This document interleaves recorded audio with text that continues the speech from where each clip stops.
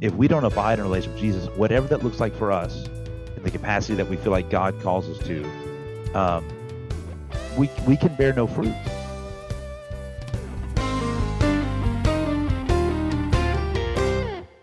Hey everybody, Doc Bryan here, and welcome to Doc Talks. We talk about people's troubles, trials, tribulations, and hopefully triumphs in life. Today we're in Conway, Arkansas, in LifeWord Studios, broadcasting in 174 languages to 127 countries with a listening audience of well over 2 billion people.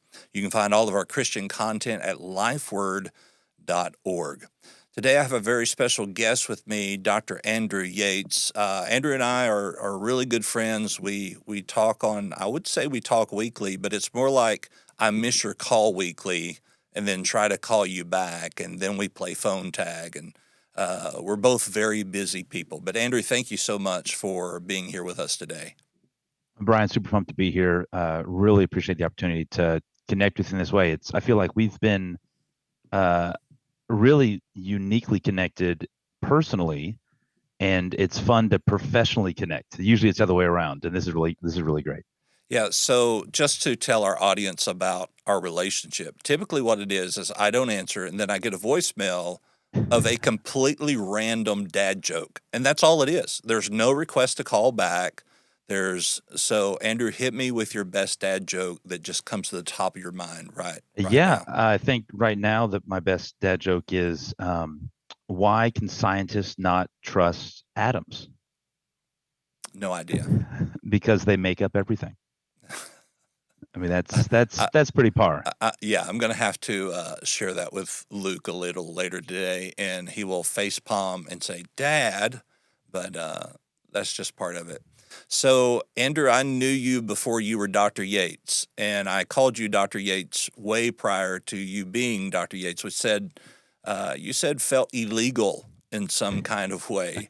But Andrew, you now have a doctorate of education. Is that right? Is that how you say it? I know there's many different programs. Yeah. So I had actually never heard of the Doctor of Education when I was approached by the dean of the program I ended up attending, and I said, okay, I'll pray about it. I'll reach out to some friends, and both the guys I reached out to said, you need to stop praying about this and apply because this is perfect for you. And I was a little embarrassed in hindsight, or I am still embarrassed. I had never heard of it, but it's basically if you want to be in research, go get a PhD. Doctor of philosophy, that's the most well-known doctorate, or a medical doctor, you're practicing medicine. But a doctorate of education is for someone who wants to lead in the academic world. It's still research-based, but it's very, very practical research, maybe a little more intense than a doctorate of ministry might be, but less in the weeds, and certainly more grounded in reality than the average PhD, if that makes sense. Yeah, absolutely. So you did your dissertation in resilience of higher education administrators, Yeah. and so I see you as being well versed within that, and I would to a certain point agree that pastors are higher education administrators or should be to a certain degree. And so, what I want to talk to you about today is the many pastors today are feeling isolated and lonely, and it's due to I think there's not a lot of structural relationships that can be found within the local church for the pastor. I was talking to someone the other day here in the BMA offices, and I said a lot of pastors do not feel safe within their own church, and I know that that's true, and I have felt that way at times, not with my current church, but other churches that I've pastored. But statistically, Lifeway is saying that about 1,700 pastors are leaving the ministry completely monthly. And of those pastors that leave, about 45% of them say that it's either due to conflict in the church or burnout. So what are our first steps here for healthy pastors, healthy administrators in higher education, Christian education? Sure. Yeah, I think the situation is pretty intense. I think leadership across the board is really suffering. I think coming out of 2020, especially, every leader can feel the pressure of saying, no matter what I do, someone on this side of the argument, whatever the issue is going to say, "Why do you hate me?" And someone on the opposite end of the argument is going to say, "Why do you hate me?" Um, and it is just an impossible situation almost daily that leaders are facing, and it's not worth it, is what so many leaders are saying. It is not worth the grief, and I think it's COVID was really a gut check for a lot of leaders, or 2020. I mean, all the things around COVID, the political, the social, the financial, the very real health issues. And I think your intuition is really, really right. And I think it's not just the leader today.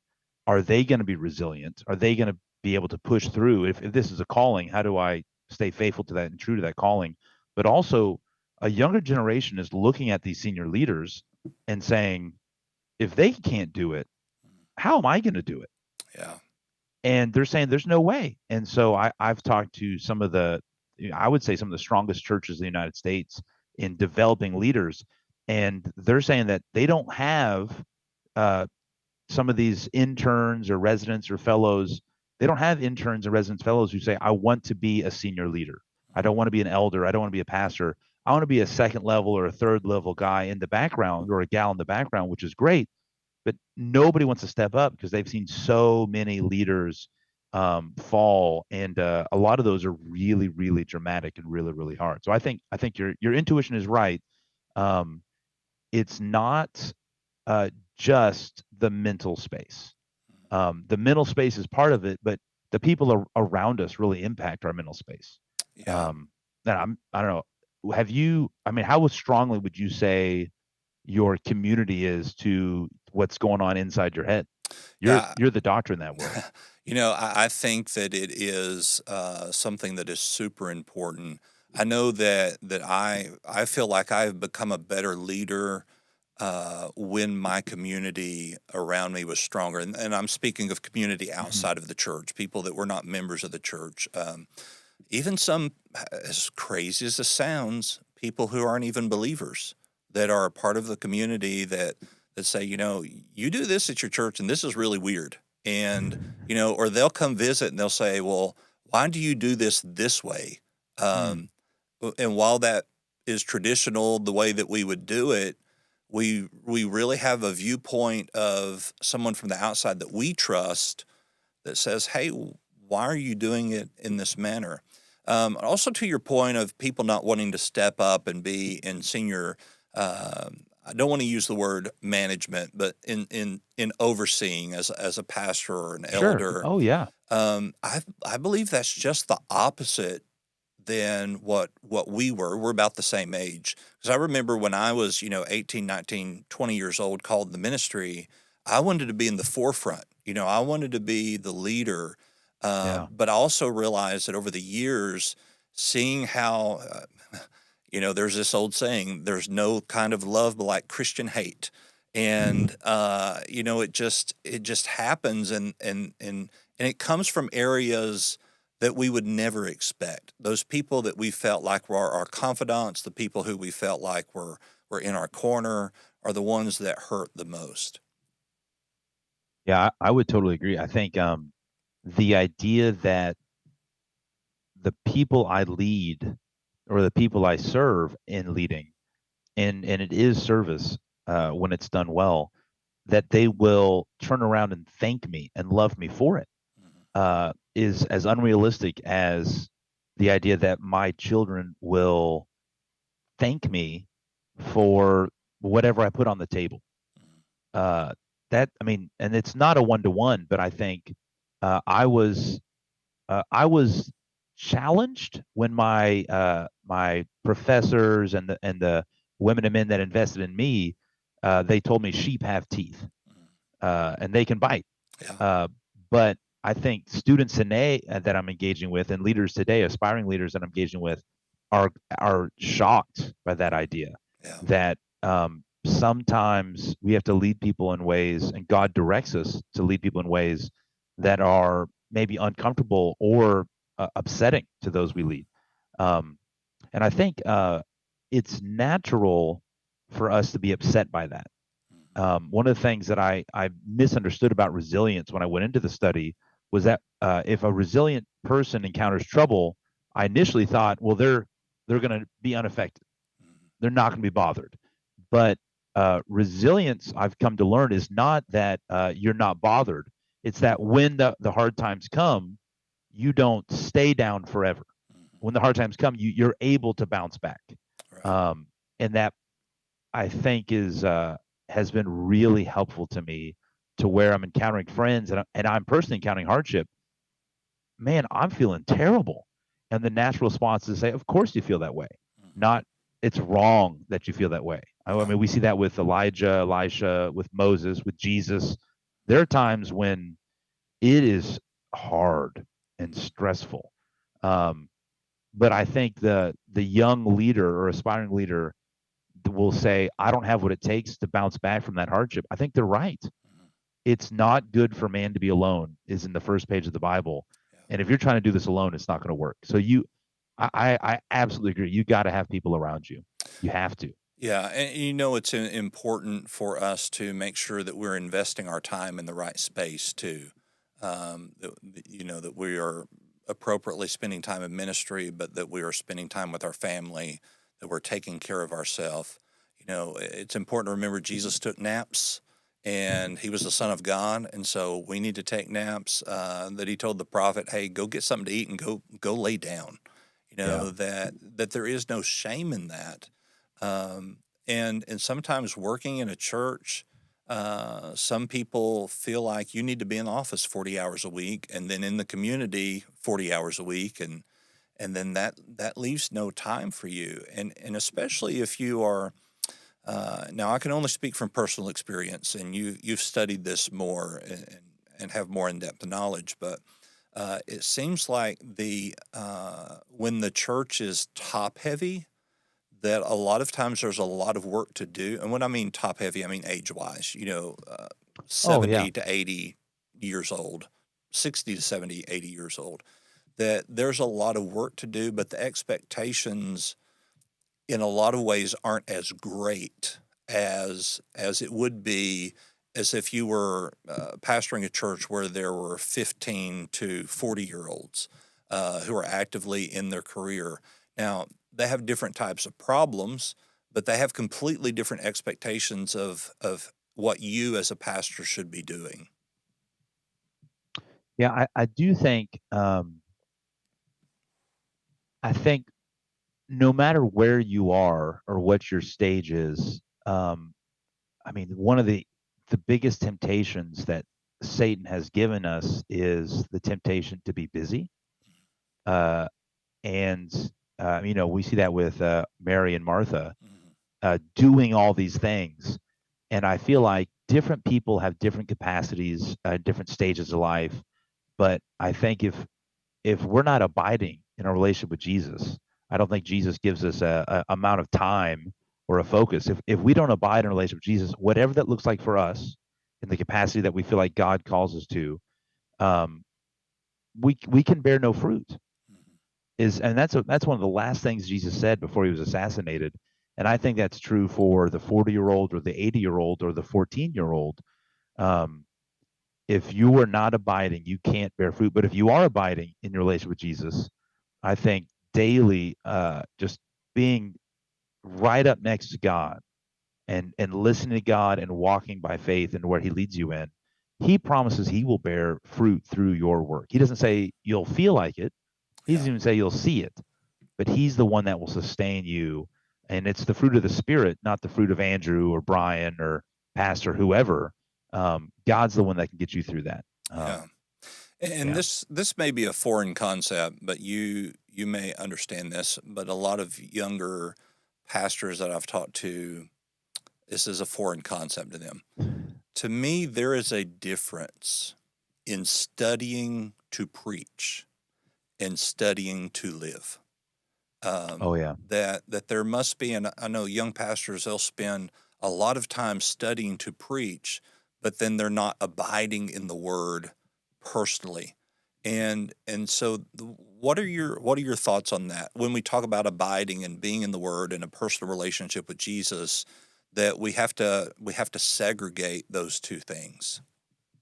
Yeah, I think one of the things that I've appreciated about a megachurch pastor here in the Dallas area is he said he wanted to cut back on doing like projected sermons.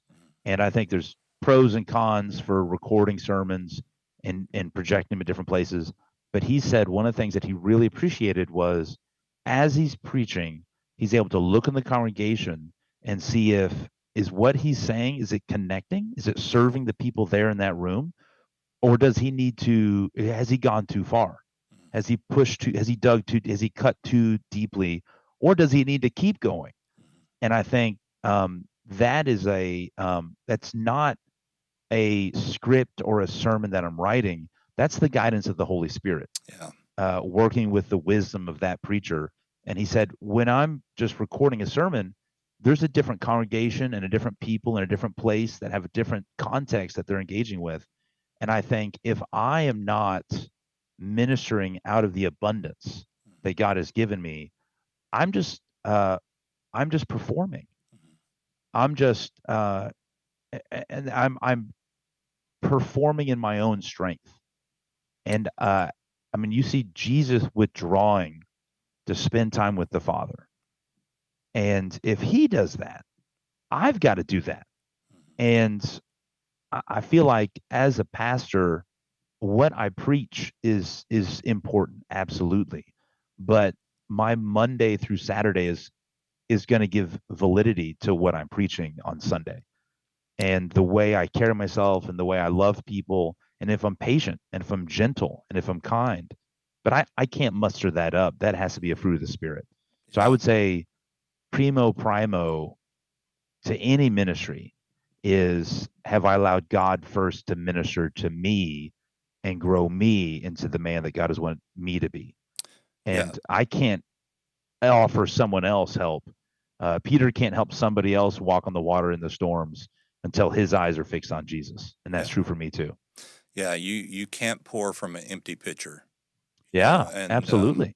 one of the hardest things that I ever did as a pastor was preach to a camera during COVID, Yeah, because I you get that. you don't have any response there. You can't read the room and understand and see what people are getting. It is a scientific proven fact that the more amens that are given to a sermon, the shorter the sermon is.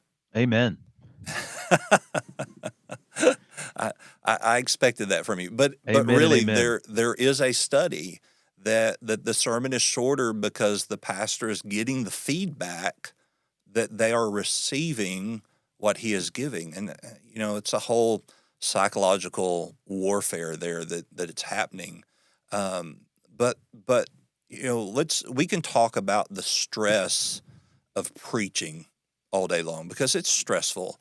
Um, Oh, sure. there was another study done, I believe it was Pew Research, that said that a pastor who preaches for 30 minutes is the physical equivalent of a construction worker working an 8-hour shift.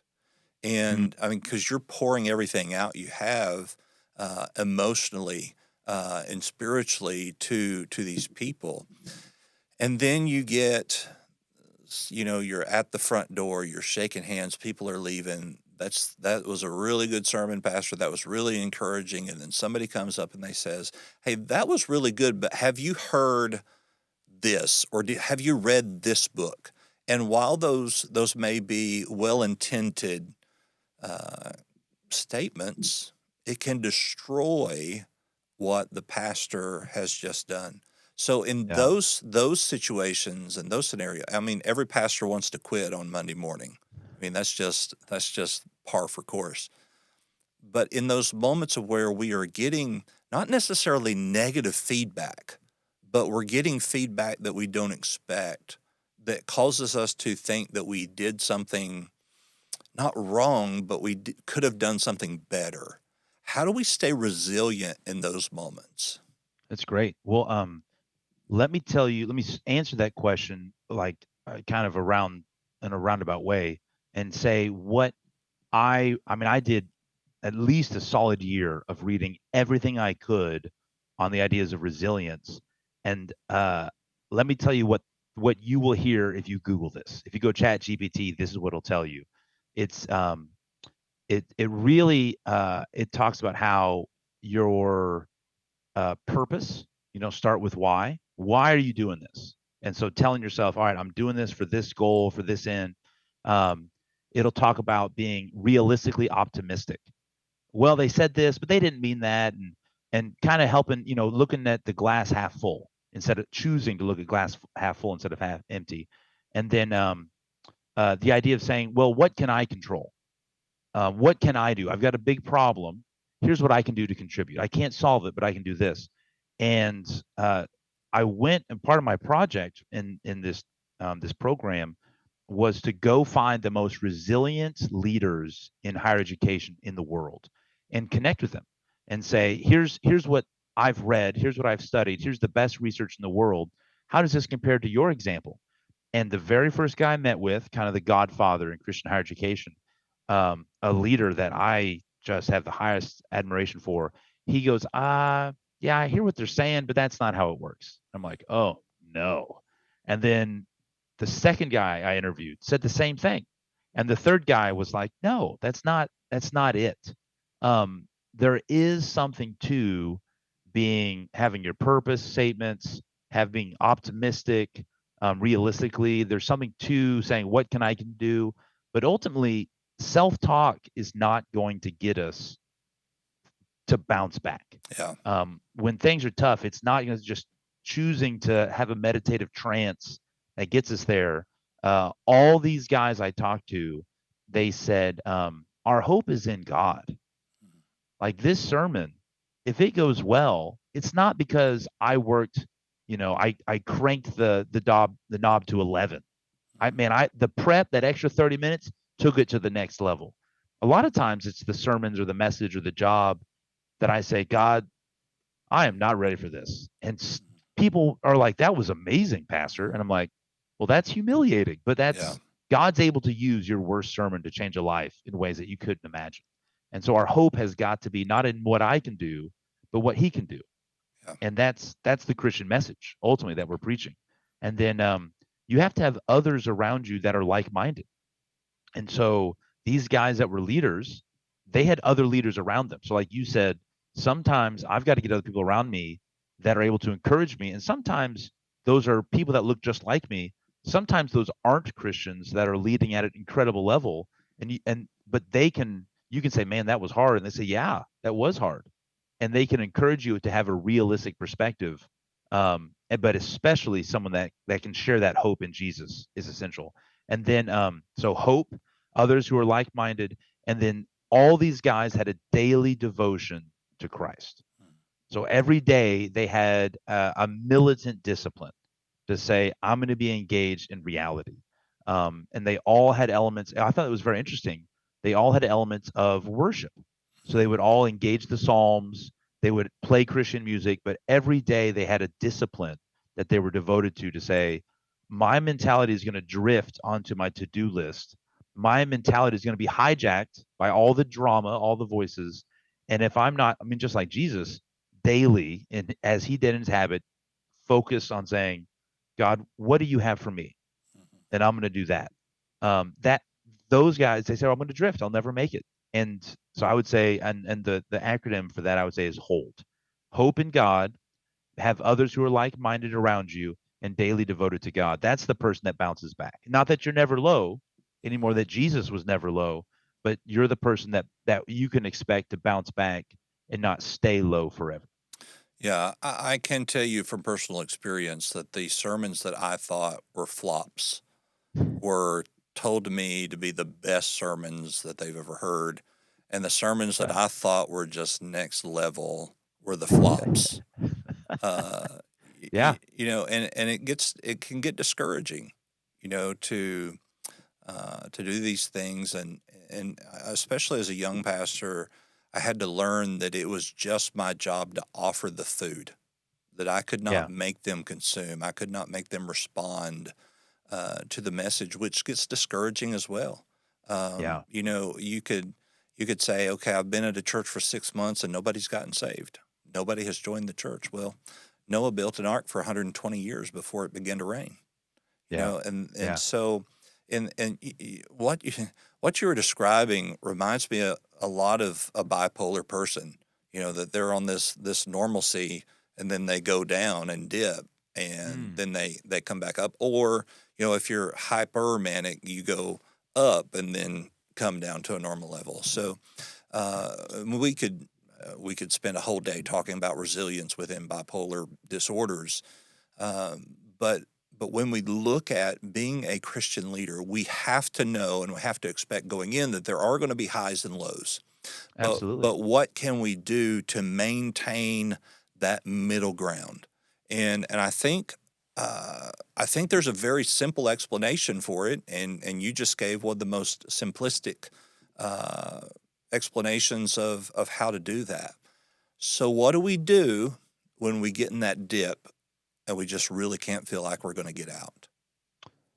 Yeah, I think it's amazing. I heard really solid advice from Chip Ingram, pastor that I aspire a lot to be like, in that he's got gray hair and decades of faithful ministry and a legacy, and his family still loves him, um, which is precious and rare. He says when things are really tough, and I actually heard him say this twice. He said it to a room full of pastors, and he said it in the middle of COVID. He said this, shared this in a small room of leaders, Christian leaders. He said he works out really hard, gets sweaty, just really pushes his body hard. And I think that was really helpful just to say, you're not just a mind, Mhm. you're an embodied mind. Yeah. Um, you're not just a spirit, you're flesh and spirit. And so he exercises his body, gets really, I mean, really gets some sweat going. And then he says he got out in nature and just sang Mhm. as loud as he could at the top of his lungs. Yeah. And I think worship is so essential, and just having that intimacy with God in God's space, and that's Jesus got out by himself. Mhm. Um, and then the last thing that this leader said, so he paid attention to his body. He um, got out and worshipped in nature by himself, not trying to impress anybody. And the last thing he did is he said, who are the people that I can help? Who are the people around me that are really suffering? And it takes your mind off your pain, which is real, doesn't negate it, but says there's other people around me who are really suffering. And even in my weakness, in this one thing that really hurts, I've got a lot of strength. Mhm. And this ended up allowing just this perspective completely revolutionized the church in Africa. In a key point in Africa, uh, thousands of pastors were encouraged in ways that they wouldn't have been otherwise, because he took his eyes off his own pain and said, "This is real, but I can lean into this while God can send people to lean into what's going on in my life. I don't need to sit here and just be broken." Um, and I was super encouraged by that, and I think that's a really really practical thing, and that is one, just okay, I can do this. Mhm. There's something I can do to serve someone else. Yeah. Um, and I do think it's better to serve than to be served. Yeah. Remarkably, that is the same antidote for depression. You Oh, ground, you find something you can see, touch, taste, feel, or hear. oh yeah, If it is that grounding is an emotional, then you do something physical, exercise. The second thing is that you get in touch with your creator. Bible tells us that we find God in his creation. yeah, And I know that the closest I've ever felt to God is in the woods, and the quietness and the reverence of his creation, and then to serve, to find somebody who's got it worse than you do. And then you begin to appreciate your bad, that it's not as bad as someone else's. So, that's the same setup there. Why do we look at it so differently, though? what do you mean? Well, if I were to say, okay, I'm depressed, this is what I've got to do, we wouldn't put that same kind of thought process that we're having a hard time in ministry because it's just the job. It's not who we are, or what we feel. Mm. Yeah, I think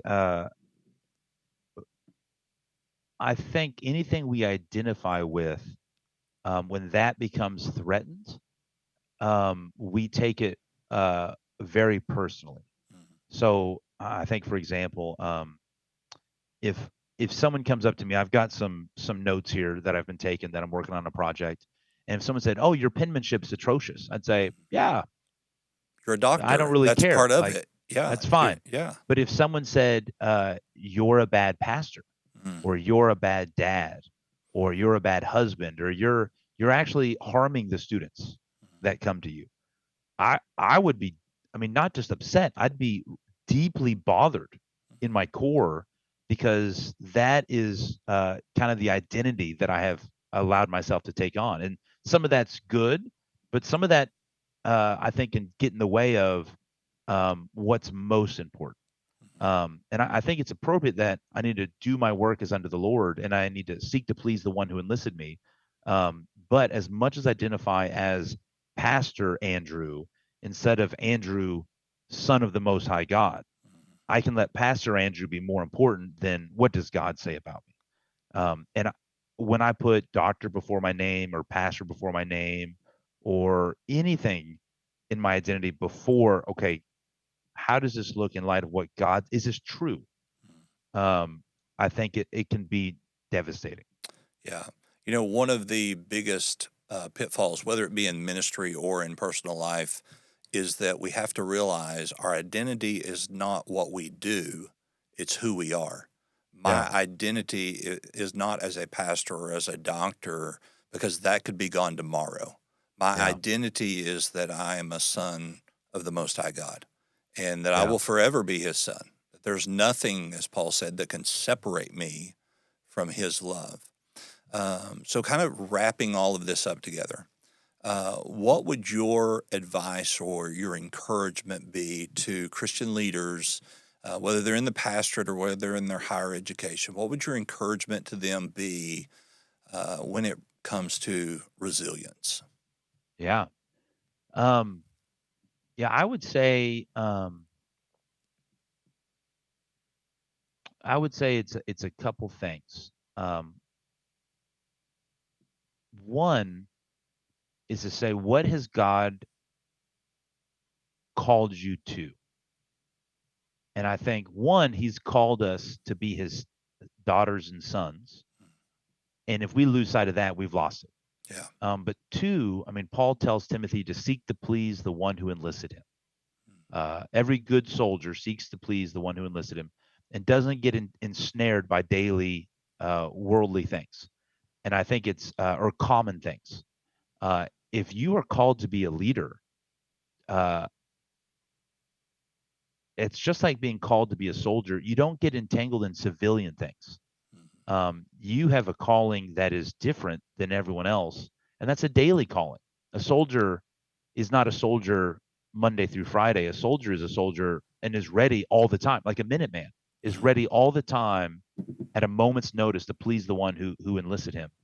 And I'd say, God, what have you called me to today? And I'm seeking to please you, not even the sheep, not even the congregation. Um, and then I think I would say you need to have others around you. It's not good to be alone, was page 1 of the Bible. And it's not good, Pastor, for you to be alone. You need to have godly people that can encourage you and hold up your arms just like Moses did. Um, you are not strong enough for the task ahead of you. And so God has given you people in this body, in his body, to support you. And if you are alone, I think it's the average American has zero point 0.4 close friends, which isn't a good sign for the Yeah. average American. Um, if you don't have because you don't ask, is what God tells us through James. If you say, God, I need someone because I am alone, he will give you what you need. He knows what you need, and he wants to give it to you like a good father. And so I would encourage you to pray, God, who do you have for me to be a friend, to encourage me to hope, in God, not to hope in this sermon, not to hope in this budget, not to hope in this building, not even hope in these people, to hope in what Jesus has done and will do, to have others around me, and to be daily devoted. I would say put time on your schedule, and if you have drifted um, into the busy, I would say a discipline that I've found super helpful is to say before I go to bed, I'm gonna pray. Before I go to sleep, I'm gonna pray every day. And sometimes I would find out, I'd be laying in bed and go, "Oh, I haven't prayed today." I would be exhausted. I would throw myself out of bed and hit my knees and say, "God, I'm exhausted. Just give me what I need today, tonight, and tomorrow." And then I would crawl into bed and fall asleep. But I would say commit to talking with God every day, and I would commit to reading one verse and saying, "God, if you've got this one verse, I just what do you have for me here?" And I think God can work with that. But I would say that discipline is formative. And then lastly, I would say you are a whole person. You've got a body, and if you're not moving, uh, it's like trying to walk through muck or mud. Um, you're an embodied person, and God has given you your body to steward. So I'd say steward, steward on, leader, lead yourself so that you can lead others. Lead yourself to the Father's throne. Lead yourself in your stewarding, managing yourself.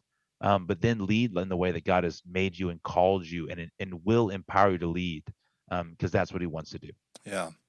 And not to throw a wrench in anything that you just said, but to remind the pastor that that confidant, that those people that you need around you, 9 out of 10 times are not your wife, your family, or anybody in the church.